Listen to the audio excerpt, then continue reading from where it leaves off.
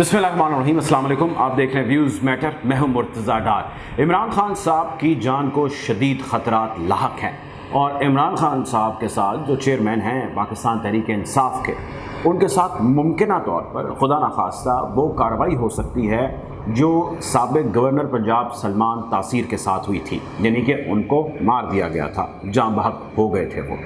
इस चीज़ के ख़दशे का इजहार किया है उन्हीं की जमात के, यानी पाकिस्तान तहरीक इंसाफ के सीनियर रहनुमा फवाद अहमद चौधरी साहब ने। फवाद चौधरी साहब ने इस चीज़ का इजहार मेरे एक प्रोग्राम पर किया जो मैं कैपिटल टीवी पे टॉक शो करता हूँ। मैं आपको पहले इस सारी स्टोरी का मंजरनामा बता दूँ, थोड़ा पस मंज़र भी आपको बता दूँ, क्योंकि सोशल मीडिया पर यह ख़बर खासी गर्दिश कर रही है। तफसील इसकी ये है कि मियाँ जावेद लतीफ़ पाकिस्तान मुस्लिम लीग नून के सीनियर तरीन रहनुमाओं में उनका शुमार होता है। उन्होंने कल एक बड़ी धुआंधार किस्म की प्रेस कॉन्फ्रेंस की। पीटीवी की बिल्डिंग के अंदर उन्होंने एक प्रेस कॉन्फ्रेंस की और उस प्रेस कॉन्फ्रेंस के अंदर उन्होंने बहुत सारी चीज़ें कही। तकरीबन कोई 18-20 मिनट की उनकी प्रेस कॉन्फ्रेंस थी। जो अहम तरीन उसमें से नुक्ते हैं वो मैंने आपके लिए निकाल लिए। एक तो वो ये कहते हैं कि कराची में कादियानियों का जो यूनिट था या जो उनका नेक्सस है, नेटवर्क है या जो धड़ा है कादियानियों का कराची के अंदर, वो खासा मुतहर्रिक हो गया था जब पाकिस्तान तहरीक इंसाफ ने हुकूमत संभाली।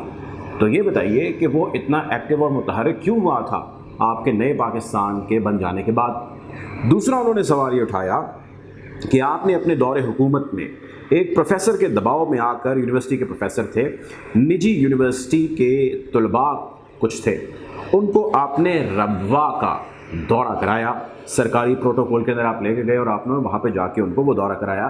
तो ये बताइए कि क्या ये भी महज एक इत्तेफाक था या आपके किसी प्लान का हिस्सा था। तीसरा उन्होंने ये कहा कि आप इक़्तिदार में आने से पहले गैर मुल्की मीडिया को ये बात कह चुके हैं कि कादियानियों को मजहबी आज़ादी दी जाएगी, यानी कि जब मैं इक़्तिदार में आऊँगा तो कादियानी जो हैं उनको मजहबी आज़ादी मैं दूँगा। ये तीन मेन या सेलिएंट फीचर थे जो कल प्रेस कॉन्फ्रेंस की मियाँ जावेद लतीफ़ साहब ने उसके। अच्छा, जब ये उन्होंने सामने रख दिए पॉइंट्स तो उसके बाद उन्होंने मुतालबा किया और हुकूमत, जो कि हुकूमत भी उनकी है, मुतालबा भी मेरा ख्याल है उनका अपने आप या अपनी हुकूमत से ही था। उन्होंने मुतालबा किया कि इस्लामी नज़रियाती काउंसिल और इसके साथ साथ उलमाए कराम जो हैं वो सख्त तरीन एक्शन लें इमरान खान के ख़िलाफ़। अच्छा, ये इसका एक पस मंज़र है जो भी रिसेंटली डेवलपमेंट हुई है। इस हवाले से मैंने अर्ज़ किया पीटीवी की बिल्डिंग के अंदर सरकारी वसाइल को इस्तेमाल करते हुए एक अदद प्रेस कॉन्फ्रेंस भी की गई। दूसरी बात ये कि पीटीवी के ऊपर ही कुछ इश्तिहारात चल रहे हैं और उन इश्तिहारात के अंदर कुछ ऐसे भी इश्तिहारात चल रहे हैं जिन इश्तिहारात के बारे में ख़ासे कंसर्न्स जो हैं वो रेज़ किए जा रहे हैं। मिसाल के तौर पे एक इश्तिहार का उसका एक स्क्रीनशॉट या उसकी जो क्लिपिंग चल रही है वो ये कहती है, क्या ऐसा लीडर मुंतखब करोगे जो मुसलमान ही नहीं है।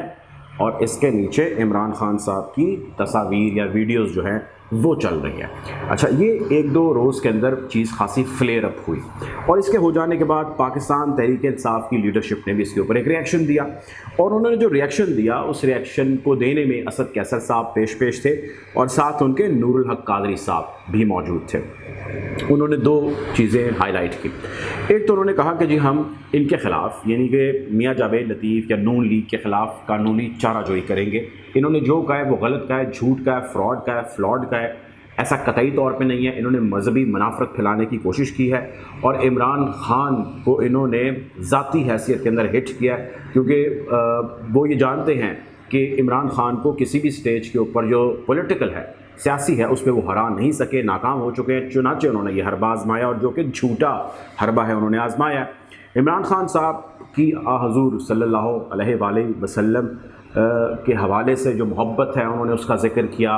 वो यूनाइटेड नेशन का प्लेटफॉर्म है, वो ब्लास्फेमी के बारे में दुनिया के अंदर आवाज़ बुलंद करना है, वो नंगे पैर जो है वो उनके शहर में खाना काबा की तरफ या जब मस्जिद नबी की तरफ उन्होंने जब भी गए, उम्रा किया या उसकी ज़ियारत की, वहाँ पर गए तो वो जाना है, उसका ज़िक्र करना है। तो उनकी जो भी मोहब्बत है मोहम्मद मुस्तफ़ा सल्लल्लाहु अलैहि वसल्लम के हवाले से उन्होंने उसका खासा ज़िक्र किया और ख़ासी तफसील के अंदर ज़िक्र किया। और फिर इमरान खान साहब की जो पाकिस्तान में जो उनका दौरे हुकूमत था उसमें की गई इस्लामी और साथ हज़रत मोहम्मद मुस्तफ़ा सल्लल्लाहु अलैहि वसल्लम के हवाले से جو انیشیٹوز تھے، جو سٹیپس تھے، اس کا ذکر تھا، اور اس کے اندر انہوں نے اس چیز کو ہائی لائٹ کیا اور کہا کہ جی جو ہم یکساں نصاب تعلیم لائے اس میں حضرت محمد مصطفیٰ صلی اللہ علیہ وسلم کے نام کے ساتھ خاتم النبیین لکھنا لازمی بھی عمران خان صاحب کی حکومت کے اندر ہی قرار دیا گیا۔ تو خیر انہوں نے اس کی ایک تفصیل جو ہے وہ بہت ڈیٹیل کے اندر بیان کی۔ انہوں نے کہا کہ دنیا یہ بات جانتی ہے کہ جس طرح مسلمانوں کا کیس،